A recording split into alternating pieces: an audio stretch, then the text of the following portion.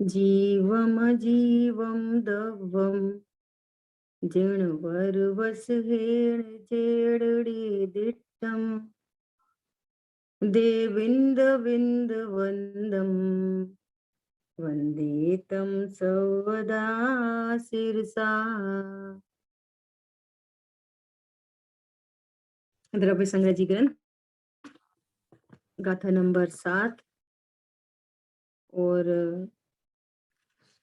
इस गाथा में हम लोगों ने मूल ग्रंथ से पूरी चर्चा कर ली थी। अभी मेरे ख्याल से टीका पर चर्चा चलती थी अपनी। ठीक है दीदी। टीका की कुछ 2-4 लाइनें हो गई थी। टीका पढ़ते हैं। देखो क्या बोल रहे हैं। श्वेत, पीत, नील, लाल और कृष्ण, ये 5 रंग, चरपरा, कड़वा, कशैला, खट्टा और मधुर, ये 5 रस, सुगंध और दुर्गंध, ये 2 गंध, शीत, उष्ण, स्निग्ध, रूक्ष, कोमल, कठोर, हल्का, भारी, ये 8 स्पर्श, निश्चय न से शुद्ध बुद्ध एक स्वभाव वाले शुद्ध जीव में नहीं है। Page number 69। शुद्ध बुद्ध एक स्वभाव वाले, उसमें अपन ने लास्ट में चर्चा की थी समय और समय सार। पेज मैं समय पेज 70 पर थे दीदी, तो मुझे ठीक है ना। एक शुद्ध बुद्ध स्वभाव वाला शुद्ध जीव हूं, और मुझ जीव में ये स्पर्श रस गंध वर्ण, ये मुझ मेरे स्वरूप में नहीं है। अर्थात समय में द्रव्य भावना कर्म की नास्ती हो गई, और मैं तो समय सार हूँ। इतनी क्लास में चर्चा हुई। इस कारण यह जीव अमूर्त है। लॉजिक, इस कारण जीव अमूर्तिक है। स्पर्श रस गंध वर्ण जीव में नहीं है, ये जीव अमूर्तिक है। अब देखो अब क्या हुआ। यदि जीव अमूर्तिक है तो उसे कर्म बंध किस प्रकार होता है। ये मूर्त पने का प्रसंग क्यों आता है। यदि जीव अमूर्तिक है तो वही गड़बड़ी। अमूर्तिक होने पर भी इसने अपने को मूर्तिक जाना है। मैं गोरा हूं, काला हूं। गोरा काला तो शरीर है। मैं लंबा हूं, छोटा हूं, ये तो शरीर है। मैं तो अमूर्तिक प्रदेशों का पुंज हूं, प्रसिद्ध ज्ञान आदि गुणों का धारी हूं। तो ये नहीं जाना, इसलिए कर्म बंधन का प्रसंग बना। ठीक है। तो भी कर्म ने मुझे स्पर्श नहीं किया, मैं अबद्ध अस्पष्ट हूं, तो भी समझ में आ रही बात। तो भी मैं मूर्त नहीं हुआ।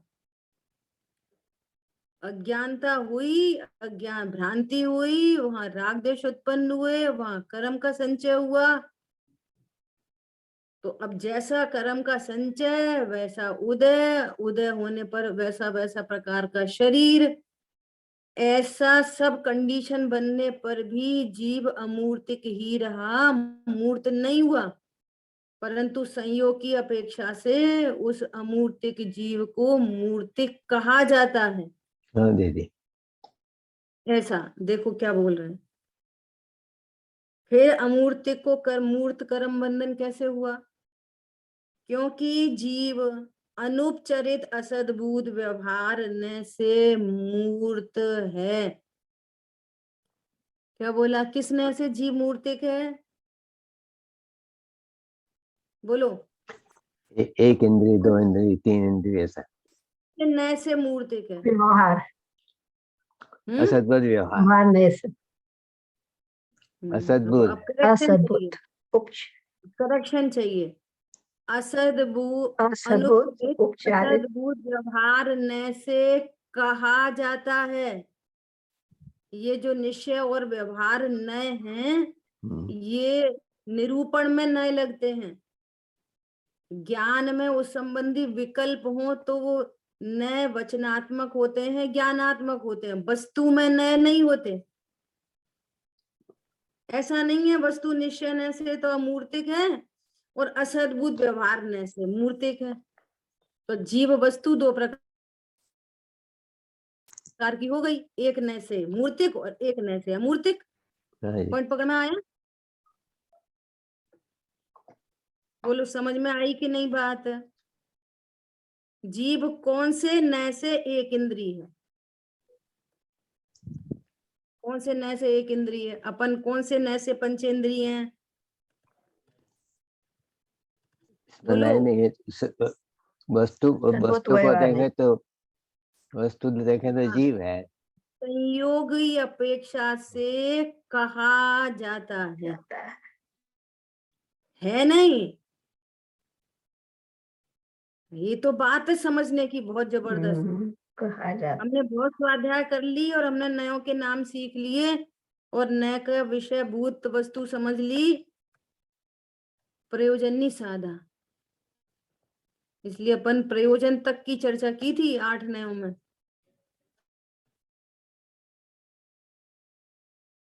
क्या बोला? एक इंद्रिय अमूर्तिक वस्तु को एक इंद्रिय दो इंद्रिय वाला कहना, संयोग की अपेक्षा से कहते हैं, हो नहीं जाता। हाँ जी।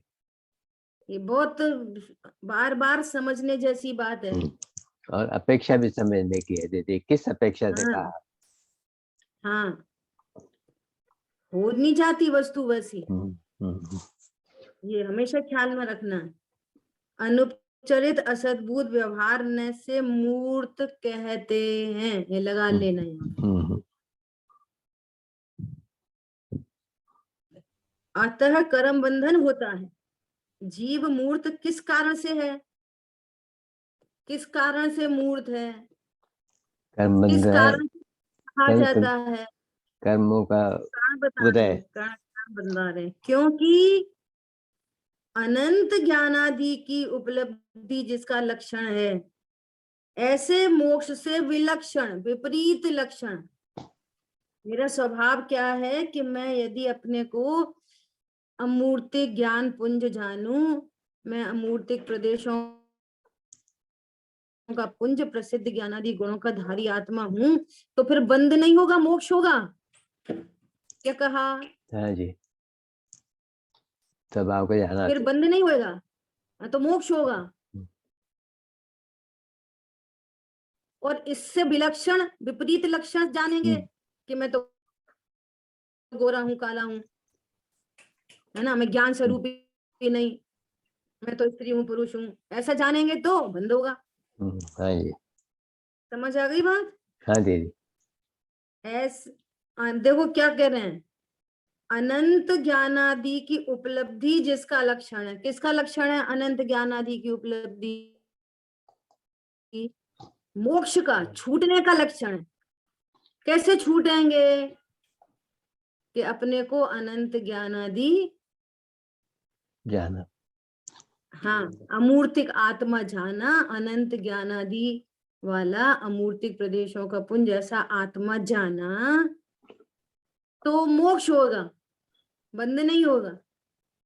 और अपने को मूर्त जाना तो उससे विपरीत जाना तो बंद होगा, तो फिर बंध होगा।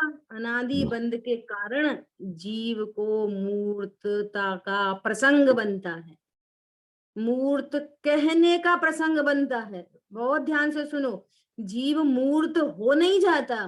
क्या बोला? कहने में आता है। हाँ, हो नहीं जाता, वो कोई जीव मूर्तिक नहीं हो जाता। अपने को अनंत ज्ञानादि वाला नहीं जाने तो वो कोई मूर्तिक हो नहीं जाता। कर्म बंधन का प्रसंग तो बनता है, एक इंद्री, दो इंद्री, तीन इंद्री, चार इंद्री का प्रसंग बन जाता है, परंतु जीव तो तब भी अमूर्तिक ही रहता है। और ये अपने को अमूर्तिक, जब तक अपने को अमूर्तिक नहीं जानता, प्रसिद्ध ज्ञानादि गुणों का धारी नहीं जानता, तब तक ऐसी मूर्तिक पने का प्रसंग बनता रहता। और जहां अपने को जाना तो वहां मोक्ष का प्रसंग चालू हो जाता है, बंद रुक जाता है और निर्जरा चालू हो जाती है। समझ आई बात? देखो फिर यहाँ पे आचार्य भगवान कह रहे हैं, तथा अन्यत्र जीव का लक्षण कथनचित मूर्त और कथनचित अमूर्त कहा है। वह इस प्रकार कर्म बंधन के प्रति जीव की एकता है और लक्षण से उसकी भिन्नता है। अतः एकांत से जीव को अमूर्तपना नहीं है। क्या बोल रहे हैं कि चूंकि प्रसंग बन रहा है ना, कि क्यों बन रहा है कि कर्म बंधन और जीव की एकता के कारण। अब ऐसा संयोग बन रहा, तो संयोग बन रहा है तो फिर व्यवहारने से वो कहने में आता है कि जीव मूर्तिक है। तो ये कह रहे हैं कि संसार दशा में, ऐसी बंद दशा में एक अपेक्षा से जीव को मूर्तिक जानो, ये कहना चाह रहे हैं। देखो क्या कह रहे हैं, तात्पर्य यह है कि जिस अमूर्त आत्मा की प्राप्ति के लिए अनादि संसार में इस जीव ने भ्रमण किया, उसी अमूर्तिक आत्मा का मूर्त इंद्रियों के विषयों के त्याग द्वारा निरंतर ध्यान करना चाहिए। क्या करना चाहिए? आत्मा तो अमूर्तिक है और इसकी प्राप्ति नहीं हुई, तो फिर अनादि संसार में जीव ने भ्रमण किया। तो अब क्या करना चाहिए? अमूर्तिक आत्मा की प्राप्ति के लिए क्या करना चाहिए? कि पंचेंद्रिय विषयों का त्याग करना चाहिए। तो पंचेंद्रिय विषयों का त्याग कर दें और आत्मा का निरंतर ध्यान करें तो आत्मा की प्राप्ति होएगी। स्वभाव को पंचेंद्रिय के जान, विषयों का त्याग मतलब, हाँ, पंचेंद्रिय विषयों के त्याग का क्या अर्थ है? उनका कि विचार मैं नहीं। पंचेंद्रिय के विषयों को भोग सकता हूँ, ऐसी अज्ञानता का त्याग। मात्र पंचेंद्रिय के विषयों का त्याग नहीं, कर्तव्य को नहीं रोक सकता। हाँ, उधर नास्ति और अस्ति से मैं मात्र ज्ञान स्वरूपी हूं, ऐसा ध्यान। क्योंकि मैं ज्ञान स्वरूपी हूं, मैं अमूर्तिक प्रदेशों का पुंज हूं, मैं मूर्तिक पर पदार्थों को भोग सकता नहीं, मैं इंद्रियों के माध्यम से पर को जानता नहीं, मैं इंद्रियों के माध्यम से पर को भोग सकता नहीं, ऐसी अज्ञानता का त्याग करके अपने अमूर्तिक ज्ञान पने का निरंतर ध्यान करना चाहिए, अर्थात निर्णय करना चाहिए। और निर्णय पूर्वक ध्यान रहता है। समझ आई बात? जैसे भी रॉन्ग डिसीजन है तो रॉन्ग डिसीजन है तो ध्यान है। क्या ध्यान है? करना थोड़ी पड़ता है। ध्यान है कि मैं स्त्री हूं, मैं पुरुष हूं, मेरे पत्नी बच्चे हैं, पति है, घर है, दुकान मकान है, ध्यान है। उसको बैठ कर याद थोड़ी करना पड़ता है। इसी प्रकार यहाँ आगम के अभ्यास द्वारा मैं अमूर्तिक आत्मा हूं, ऐसा तत्व विचार से मेक वन डिसीजन। अब इस निर्णय पूर्वक ध्यान रहता है और फिर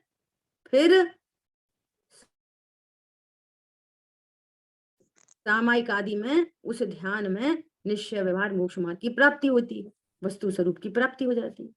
समझ आई बात? कैसा मिलेगा? पंचेंद्रिय विषयों का त्याग। तो जीव त्याग करने फटाफट तैयार है यदि कषाय की मंदता हो तो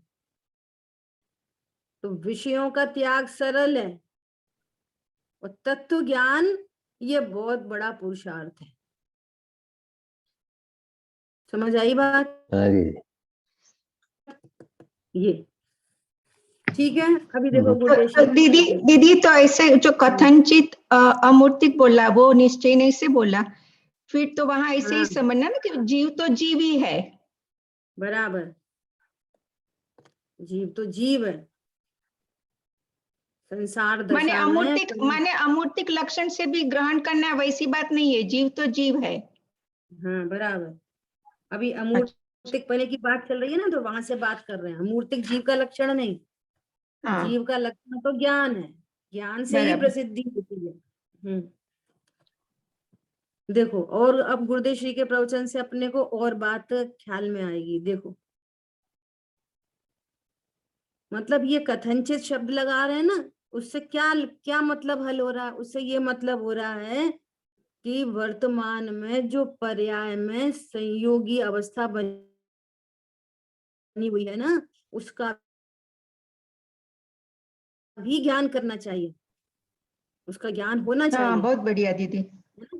ये अभी जैसे कोई बोले कि आप संगी पंचेंद्री हो, तो आप सर्वथा ही बोलो नहीं नहीं नहीं, हम संगी पंचेंद्री नहीं।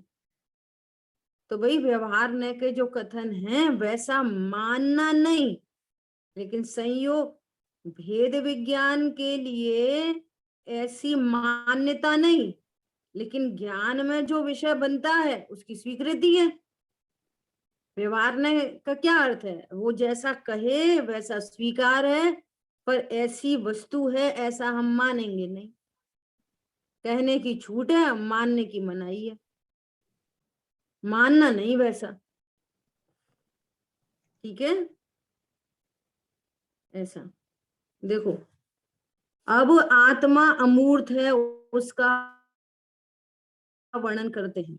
आत्मा अमूर्त अर्थात स्पर्श रस गंध वर्ण रहित है, तथा अतीन्द्रिय अर्थात इंद्रियों से नहीं जाना जाता ऐसा है। उसका यथार्थ सत्य ज्ञान वह मोक्ष का कारण है। मूर्त जो पांच इंद्रिय और उनके शब्द आदि विषय हैं, उनसे रहित आत्मा है। देखो कितनी गजब की बात है। 24 घंटे घरों में शब्दों की तो मारा मारी है, निंदा प्रशंसा के शब्द भी जड़ हैं। नीतिकारों में ऐसे बात लिखी रहती है ना, तो वो अज्ञान दशा में वही सिर चढ़े रहते हैं, भैया खंजर से मार दो तो वो दुख तो दूर हो जाता है, वो घाव तो भर जाता है, लेकिन शब्दों से किया हुआ वो प्रहार वो घाव नहीं भरता। ऐसे बोलते हैं नीति में, वो घाव नहीं भरता। भैया यहाँ तो कहते हैं निंदा करो कि प्रशंसा करो, आत्मा शब्द से रहित है। समझ में आ रही है बात? देखो ये गुरुदेव जी ने ऐड की है ये वाली बात, गाथा में तो और टीका में भी स्पर्श रस गंध वर्ण तक की बात है, और यहाँ गुरुदेव श्री ने शब्द को भी ऐड किया। ये बहुत समझने की बात है। टीका में ब्रह्मदेव सूरी जी ने स्पर्श रस गंध वर्ण की बात की, और गुरुदेव श्री ने क्या ऐड किया? शब्द को भी ऐड किया, वो भी पदगल है जी। हाँ ऐसा। तो क्या कह निंदा प्रशंसा के शब्द भी जड़ हैं, वर्ण गंध रस स्पर्श को अज्ञानी भला बुरा मानकर उनसे रागी द्वेषी होता है, और वह बाह्य विषयों में सुख मानता, बाह्य विषयों में सुख मानता है, बाह्य विषयों में दुख भी मानता है, भी मानते हैं, सुख दुख दोनों मानता है बाह्य विषयों में। हाँ, एक वही चीज अभी सुख का कारण, वही चीज दुख का कारण। तो भैया निर्णय करो, वो पर पदार्थ सुख का कारण है कि दुख का कारण है। अभी उसी पत्नी को बोलेगा कि निकल जाओ घर से बाहर, फिर उसी पत्नी को बोलेगा कि तुम रहो मेरे साथ। अब निर्णय तो करो कि वो पर द्रव्य जिसको लोग व्यवहार में पत्नी कहते हैं, वो सुख का कारण है कि दुख का कारण। निर्णय करो, निर्णय करो। दोनों ही नहीं, बोलो, है ना? देखो क्या कह रहे हैं, ज्ञानी समकिति 6 खंड का स्वामी हो, अनेक प्रकार से पुण्य का ठाट हो तो भी उसको अल्प आसक्ति है। अल्प आसक्ति है मतलब विपरीतता नहीं है, मिथ्या तो अनंतानुबंधी नहीं है और अप्रत्याख्यान संबंधी राग है, तो उसको अल्प आसक्ति कह रहे हैं। क्यों? वो अनंत बंध का कारण नहीं है। वह पर संयोगों से राग द्वेष अथवा सुख दुख नहीं मानता, दोनों, सुख भी नहीं मानता, दुख भी नहीं मानता, हाँ जी। है ना।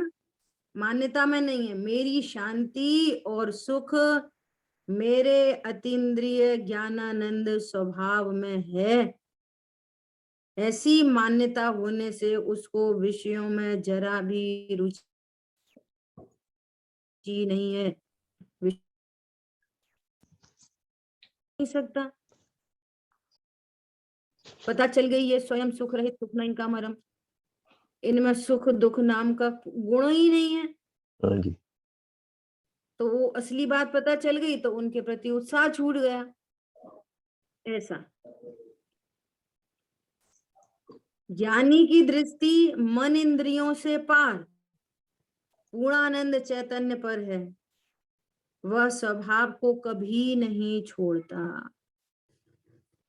स्वभाव को कभी नहीं छोड़ता मतलब अपने को जानता है, मैं ज्ञानानंद स्वभावी हूं।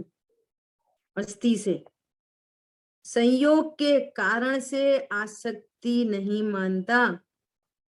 अज्ञानी वर्तमान संयोग विचार में रुचिवान है। क्यों रुचिवान है? रुचिवान क्यों है? क्योंकि अपने अमूर्तिक स्वरूप को नहीं जानता। मैं पर को भोग सकता हूँ, नहीं भोग सकता हूँ, मुझे पर से लाभ होता है कि हानि होती है, स्वरूप ही नहीं पता। हाँ जी। ज्ञान में गे झलकते हैं, ज्ञान में गे झलकते हैं, श्रद्धा में मिथ्या दर्शन चलता है और चारित्र की पर्याय में राग द्वेष होते हैं। ये सारा कार्यक्रम अपनी पर्याय में हो रहा है, उसके बाद बिल्कुल वज्र की दीवार है। अब समझ रहा है पर से हो रहा है बस, तो पर कोई मिलाने में और छोड़ने में बस इसमें ही पूरा समय शक्ति जाती है। ज्ञानी की दृष्टि इंद्रिय मन इंद्रियों से पार पूर्णानंद चैतन्य पर है, वह स्वभाव को कभी नहीं छोड़ता, संयोग के कारण आसक्ति नहीं मानता। अज्ञानी वर्तमान संयोग विकार में रुचिवान है, उसको शब्दादि विषयों में मनोज्ञता प्रतिभासित होती है।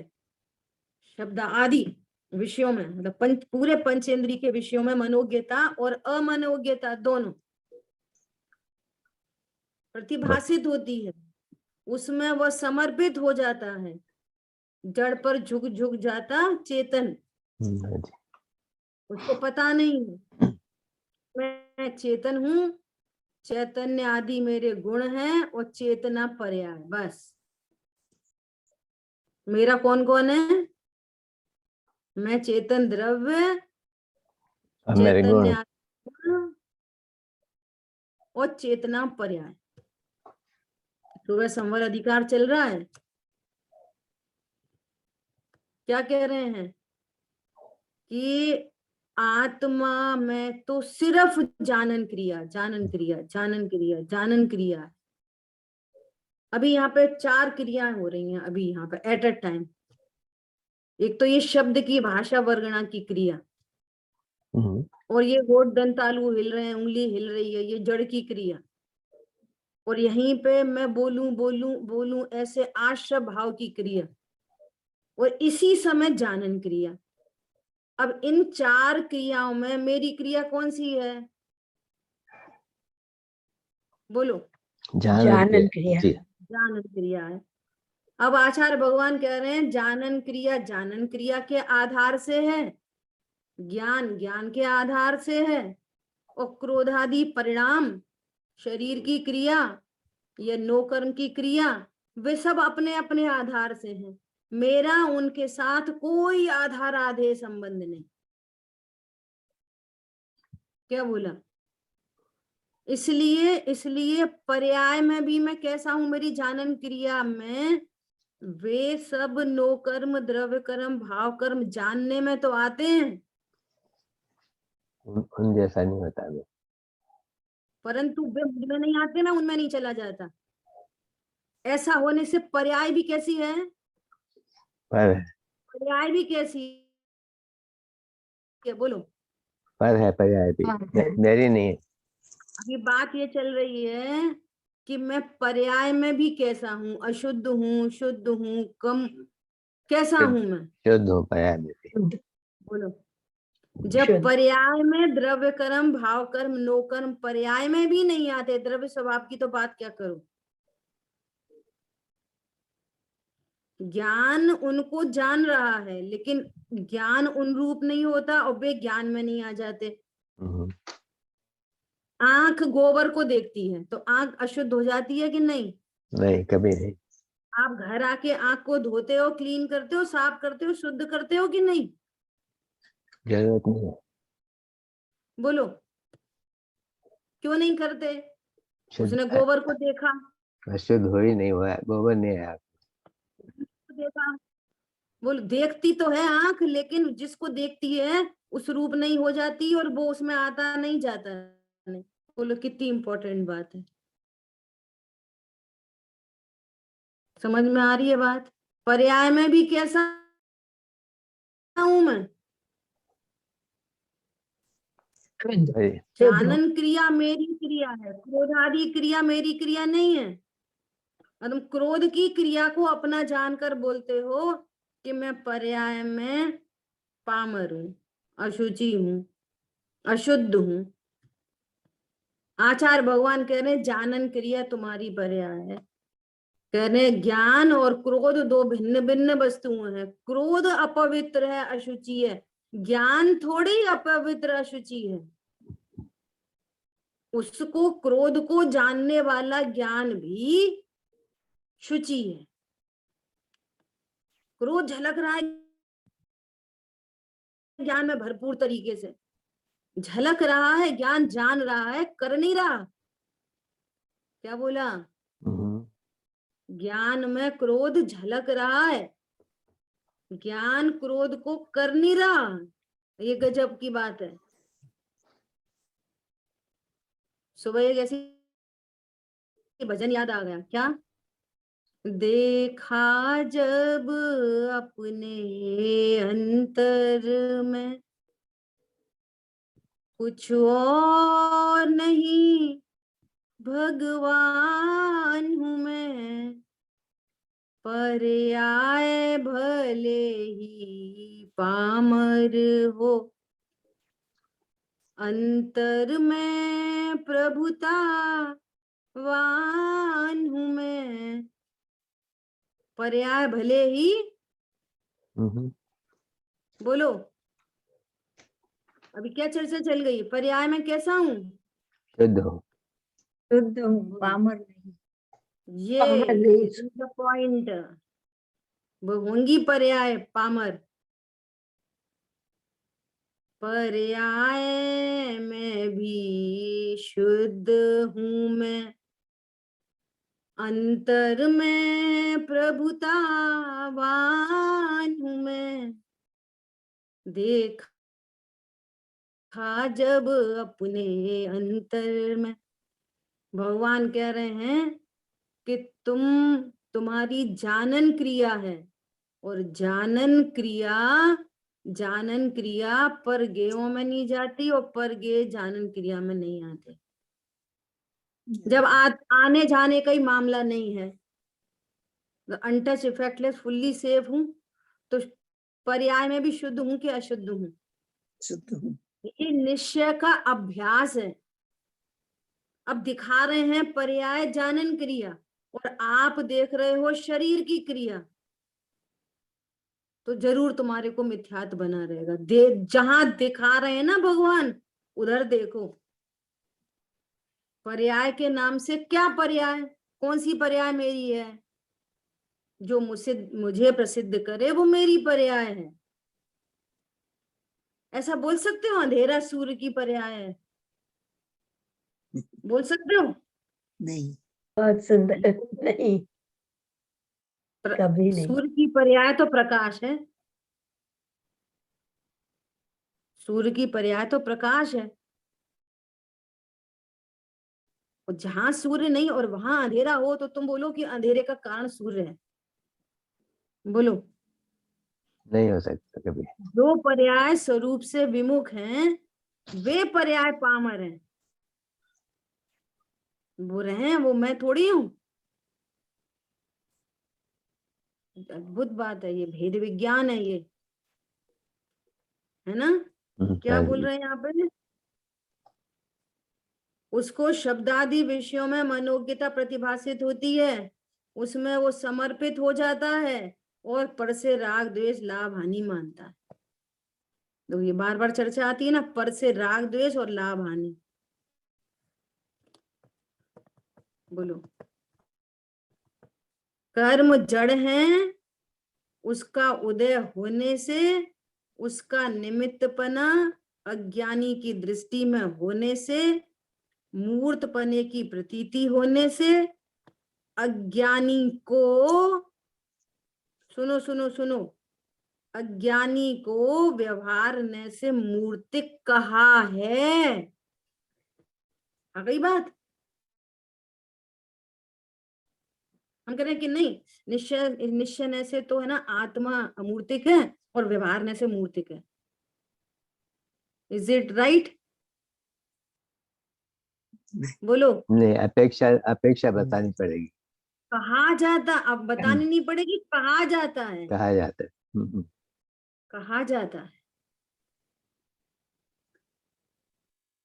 अज्ञानी को व्यवहारने से मूर्तिक कहा जाता है। सुनो, सो भी अज्ञानी को कहा जाता है, ज्ञानी को नहीं कहा जाता। क्यों नहीं कहा जाता? अज्ञानी अपने को मूर्तिक जानता है, मूर्तिक पने का प्रसंग बनता है, राग आदि उत्पन्न होते हैं, उससे मूर्त पुद्गल कर्म बनते हैं, कर्म बनते हैं तो शरीर आदि के प्रसंग बनते हैं। तो फिर कहते हैं कि भैया तू ही मूर्तिक है। और ज्ञानी अपने को अमूर्तिक जानता है, अमूर्तिक जानता है तो निर्जरा का राग द्वेष उत्पन्न नहीं होते, बंधन होता नहीं है, निर्जरा का प्रसंग आता है तो अमूर्तिक पने का प्रसंग बन रहा, तो उसको अमूर्तिक कहते हैं। वस्तु तो वस्तु है। क्या बोला? वस्तु तो वस्तु है, आत्मा तो आत्मा। निश्चय से तो आत्मा कथन करने में आता है, कथन है ये। देखो, निश्चय से वस्तु स्थिति से देखो तो जीव में वर्ण आदि कदापि नहीं है ही नहीं है। अर्थात 5 प्रकार के वर्ण जीव की पर्याय नहीं है। रस गुण पुद्गल में है, उसकी पर्याय है, वे जीव में नहीं है। गंध गुण उसकी 2 पर्याय है, स्पर्श गुण उसकी 8 पर्याय, जीव में नहीं है। इसलिए जीव अमूर्तिक है, हैंस प्रूव्ड, जीव अमूर्तिक है। और बंधन संयोग के उपचार की अपेक्षा से, संयोग की उपचार की अपेक्षा से, फॉर्मल व्यवहार से मूर्त कहा जाता है, तब भी वो मूर्त नहीं हो जाता, मूर्तिक कहा जाता है। अध्यात्म के बिना आगम पढ़ लिया जाए और वो सिर चढ़ जाए तो भेद ज्ञान होना बहुत मुश्किल हो जाता है। यदि आगम आत्मा का शरीर है तो अध्यात्म उसकी आत्मा है, प्राण है अध्यात्म। समझ में आ रही है? हाँ जी। अध्यात्म को नहीं जानते इसलिए आगम बनता है, इसलिए फिर 1 इंद्री 2 इंद्री 3 इंद्री का प्रसंग बनता है। आगम को भूलते हैं, अध्यात्म को भूलते हैं तो आगम खड़ा होता है, और अध्यात्म को जानते हैं तो आगम मिटता है, संयोग मिटते हैं। समझ में आ रही है बात? बहुत सुंदर। एक ताला है, ताला, तो उसकी कितनी चाबी होती है? 2। एक ताले को बंद करने की एक ही और होती दूसरी चाबी ताले को खोलने की। है। कितनी चाबी होती है? एक। ताला 1, चाबी 2। नहीं भैया, एक ही चाबी होती है। राइट डायरेक्शन में घुमाओ ताला खुलता है, ऑपोजिट में घुमाओ बंद होता है, ऐसी स्थिति है। और जब ये सब बातें आती है ना ऐसे हम्म, शरीर संबंधी, तो हैदराबाद की घटना याद आई जाती है। शांतनु हैदराबाद थे, हाँ जी। तो मंदिर जी में ना कुछ महिलाओं ने बोला कि आप क्लास लीजिए, क्लास लीजिए। तो जैसी अपनी हैबिट है, आप लोग भी पहले बोलते थे दीदी आप काउंटर क्वेश्चन बहुत पूछते हो, हाँ जी। तो उनसे पूछा, बोलो आप कित अभी अभी बहन जी आप कितने साल के हो? तो बताने लगी हम 55 ईयर्स के हैं। तो भेद ज्ञान की टोन में उनको बोला कि अरे 55 ईयर्स का तो शरीर होता है, हम्म, आत्मा की तो कोई उम्र ही नहीं होती, आत्मा तो अनादि अनंत है। हाँ जी। तो भैया वो तो बिखर गई इस बात पे एकदम। ये पता नहीं कैसा पढ़ा रहे हो आप, जिनवाणी में नहीं लिखा पल्ल भोग में पल्ल की आयु उतने में नर नर नारकियों की सागरों की आयु, वो तो क्या फालतू लिखी है क्या? हम्म, समझ आ रही बात? हाँ जी। जब आगम सिर चढ़ के बोलता है ना, तो भेद ज्ञान बहुत मुश्किल हो जाता है। इस कथन का मर्म नहीं समझ में आता, वो क्यों कहा गया, कैसे संयोग का ज्ञान कराया है, किस परिणाम के बल पे जीव कहाँ चला जाता है, तो वहां कैसे कैसे संयोग प्राप्त होते हैं, कितने समय के लिए एक भूल से अपने को अमूर्तिक न जाने, उस एक अपने मूर्त पने के एक भूल से कितने कितने समय के लिए वो ऐसे आयु किसको आयु बंध की कर्म की क्या परिभाषा है? जो जीव को एक शरीर में रोक के रखता है, जस्ट लाइक जेल, उसमें रोक के रखता है जीव को, बहुत सुंदर है, ये परिभाषा बहुत अच्छी है। है ना? हाँ जी। जीव थोड़ी मूर्तिक हो गया, जीव की उम्र थोड़ी हो गई सागरों की पल्लियों की, वो तो उतनी आयु बंधी है, तो उसने इतनी आयु में जीव को उस देह में रोके रखा है। तो वो आयु किसकी? उपचार से जीव की कहते हैं। हम्म, कर्म भूमि के जीवों की उत्कृष्ट आयु 1 कोटि पूर्व, भोग भूमि के जीवों की उत्कृष्ट आयु 3 पल्योपम। तो जीव की आयु बोल रहे हैं, तो उनने जीव की आयु समझ ली। हम्म, समझ आ रही बात? देखो क्या बोल रहे हैं,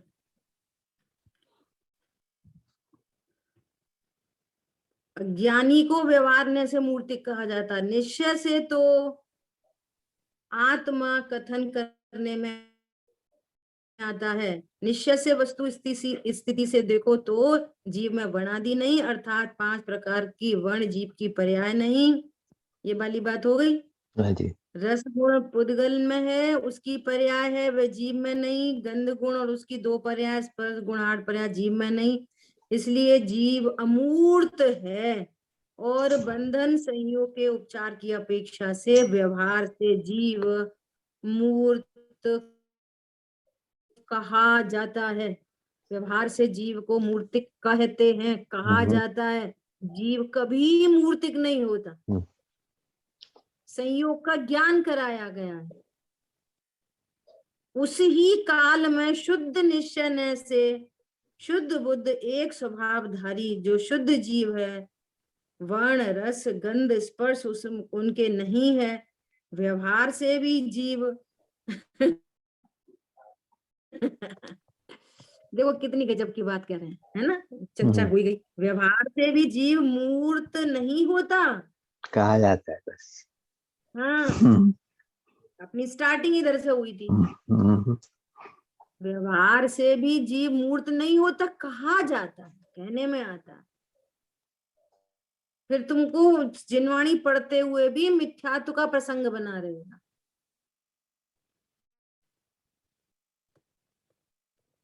है ना? कहा जाता है।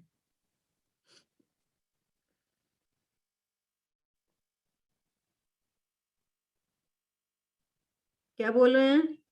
ऐसा मात्र बोला कहा जाता है, इस हेतु से यह जीव सदा अमूर्तिक है। खट्टा तो नींबू है, मैं खट्टा हो गया ऐसा नहीं। खट्टी वस्तु ज्ञान में प्रवेश नहीं होती।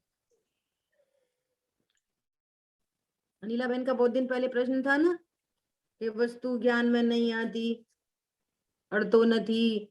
ये देखो, खट्टी वस्तु का ज्ञान होता है, पर ज्ञान थोड़ी खट्टा हो जाता है। और उसी समय राग की पर्याय उत्पन्न होती है। तो कह रहे खट्टा अच्छा है, खट्टा अच्छा है। बोलो, ज्ञान में खट्टापन आ गया क्या? किसी टेक्नोलॉजी है, समझो तो सही एक बार।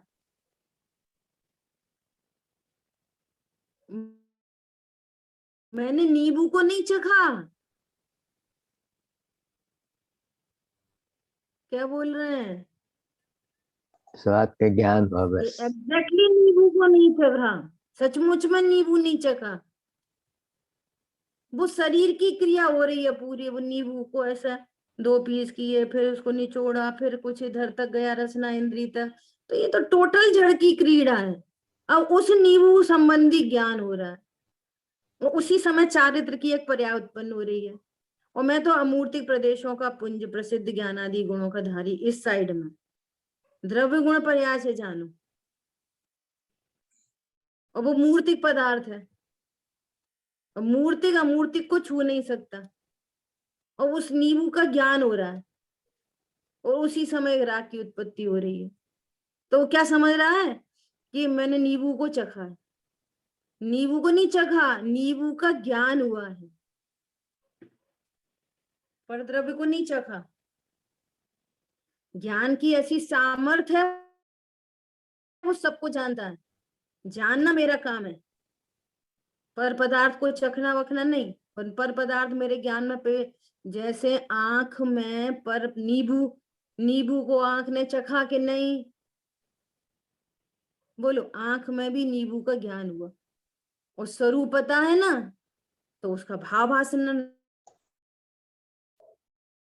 भाषण हो गई। ये खट्टा वर्ण खट्टा होता है, और किसी को वर्ण लगता है कि खट्टा अच्छा है, खट्टे से राग होता है, किसी को वर्ण खट्टे से द्वेष। वर्ण की पर्याय हुई आंख से। बोलो, पीला पीला आंख से पता चला, पीले का ज्ञान आंख से, आंख इंद्रिय से हुआ, वर्ण इंद्रिय। वर्ण इंद्रिय, नेत्र इंद्रिय भी उस वर्ण को जानने में निमित्त है। ज्ञान निमित्त है से बस। ही पीलेपन का भी ज्ञान से हुआ, खट्टेपन का भी ज्ञान से हुआ। रसना इंद्रिय निमित्त है, परंतु पर द्रव्य नहीं आई मेरे ज्ञान में। अब इसको चरणान योग से प्रैक्टिकल अप्रोच लगाओ। हाँ जी। अभी यहाँ पे बात आई थी ना कि उसको विषयों की आसक्ति नहीं होती, विषय छूटने लग जाते हैं, ऐसी बात आई थी ना अभी। जब ये पता चलता है, जैसे कोई जीव, ऐसा उसका नेचर था कि भोजन आदि का प्रसंग बने तो उसको चटनी चाहिए, जरूर से जरूर, चटनी के बिना वो खाना नहीं खाए। दृष्टांत है। हाँ जी। अब उसको ये पूरा स्वरूप पता चला, अरे मैं तो पर पदार्थ को भोग नहीं सकता। अपने आप कषाय मंद हो गई, हाँ जी। ऑटोमेटिक स्वरूप ये पकड़ में आए, वेद विज्ञान हो, कषायहीन हुए बिना रहती नहीं। This is the right way. तुम ऐसे कषाय कम करने चलो तो नहीं होती, नहीं हो सकती। हाँ जी, बात सुंदर। अब उसकी कषाय मंद हो गई, अरे मैं तो परद्रव्य को भोगता ही नहीं। और अब एक दिन चटनी नहीं तो कोई बात नहीं, अब तक अगणित जड़ द्रव्यों से ये भूख न मेरी शांत हुई। ये तो कोई सुखी होने का उपाय नहीं। सहज पने कषाय मंद हुई, और यदि वो वस्तु सामने उपस्थित हो ओके, नहीं उपस्थित हो ओके, मैं परद्रव्य को भोगता ही नहीं, ये सुख का कारण ही नहीं। और भेद विज्ञान हो तो कषाय की मंदता हो, हाँ जी, इसलिए बोला जाता है रूखा रूखा ज्ञान, इसलिए रूखा रूखा सूखा सूखा ज्ञान बोलते हैं, इसलिए बोलते हैं ये तो क्षोभक्षम ज्ञान है कि तुम्हारी विशुद्धि तो बढ़ती नहीं। दिस इज कॉल्ड विशुद्धि। विशुद्धि मतलब ज्ञान से ही लगाना। हम्म, ज्ञान विशुद्ध होता है पहले। विशुद्ध मतलब मैं ज्ञान स्वरूप हूं, मैं परद्रव्य को भोग नहीं सकता, ऐसी ज्ञान की विशुद्धि हो तो चारित्र की विशुद्धि परमानेंट होती है हाँ जी, और श्रद्धा भी बात। इंक्रीजिंग ऑर्डर में होती है। और ज्ञान की विशुद्धि नहीं हो तो वो कर्माधीन विशुद्धि होती है और कर्म का अभाव होने के बाद दूसरी कक्षाएं में भड़क जाती है। वो परमानेंट नहीं होती, हाँ जी, वो भड़क जाती है थोड़े काल के बाद। समझ में आ रही है बात? हाँ जी, बहुत सुंदर। ये छोड़ दिया हमने तो ये खा लिया, हमने तो ये रख लिया। हो कौन तुम, ये तो निर्णय करो तुम कौन हो, क्या खा सकते हो, क्या पी सकते हो, क्या कर सकते हो, कौन से शब्द अच्छे हैं, कौन से शब्द बुरे हैं। समय अपना हुआ है, शेष हाँ, चर्चा आगे करें। बहुत सुंदर चीज। ओके। जिन वाणी के ज्ञान से सूझे लोकालोक, मस्तक नमो सदा दे तुम दो। बोलिए द्वाशांग मई जिनवाणी माता की जय हो। जय हो, जिनेन्द्र। हो जय जिनेन्द्र। जय जिनेन्द्र प्रभु। जय जिनेन्द्र। जल्दी आओ। हाँ? चार्ज हो गई, चार्ज करना है।